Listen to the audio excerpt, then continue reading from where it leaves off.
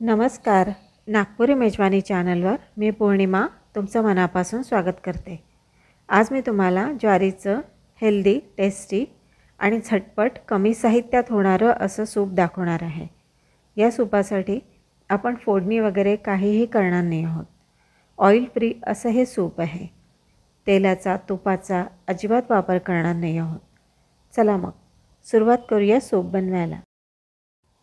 सर्वात आधी एका बाउलमध्ये 3 चमचे ज्वारीचं पीठ घ्यायचं आहे. हा पोहे खायचा चमचा आहे. या चमच्याने 3 चमचे ज्वारीचं पीठ घेतलेलं आहे. आता या पिठामध्ये आपल्याला 1 वाटी पाणी घालायचं आहे.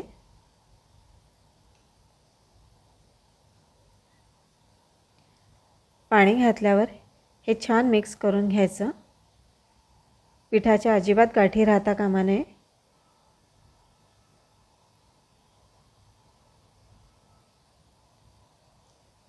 ही अशी कन्सिस्टन्सी आपल्याला हवी आहे. आता एका पातेल्यामध्ये 4 वाट्या पाणी गरम करायचं आहे.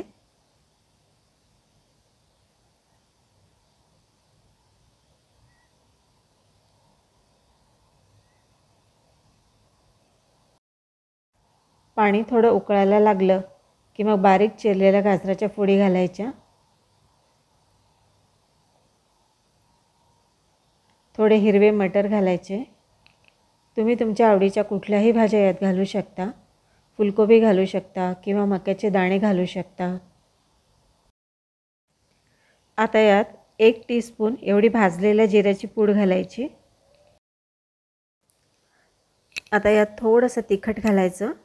तिखट ऑप्शनल आहे, पण घातलं तर छान लागतं. चवीनुसार मीठ घालायचं. मी अर्धा चमचा घातलेला आहे. याला आता छान उकळी आलेली आहे. गाजर मटरही शिजलेले आहेत. यात आता 1 टेबलस्पून एवढे भाजलेले तीळ घालायचे. थोडेसे तीळ मी गार्निशिंगसाठी राखून ठेवले आहेत. आता यात ज्वारीचं जे मिश्रण आपण केलं होतं ते घालायचं. हळूहळू करून घालायचं आणि घालत असताना सतत ढवळत राहायचं.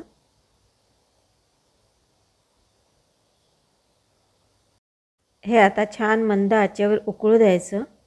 ज्वारीचं पीठ पूर्णपणे शिजलं पाहिजे. थोड्या वेळाने हे घट्ट व्हायला लागतं. हे बघा आता थोडं घट्ट झालं आहे. आता यात फेटलेलं दही घालायचं आहे. हे अर्धी वाटी दही आहे. दही घालत असतानाही सतत ढवळत राहायचं. सगळे जिन्नस आता घालून झालेले आहेत. याला आता छान उकळू द्यायचं आहे. अगदी वर साय धरेपर्यंत आपल्याला याला उकळवायचं आहे.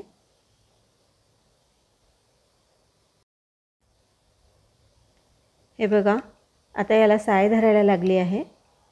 अशी साय धरली की समजायचं सूप पूर्णपणे शिजलेलं आहे.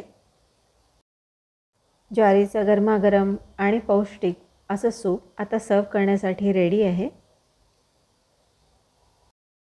पचायला अगदी हलकं असलेलं हे सूप लहानांपासून वृद्धांपर्यंत घरात सगळे एन्जॉय करू शकतात. तेव्हा अशा प्रकारे ज्वारीचं सूप तुम्ही नक्की करून बघा आणि आवडलं तर लाईक, शेअर, कॉमेंट करायला विसरू नका. चॅनलवर जर तुम्ही नवीन असाल तर सबस्क्राईब अवश्य करा. पुन्हा भेटू नवीन रेसिपीसह. तोपर्यंत गुड बाय.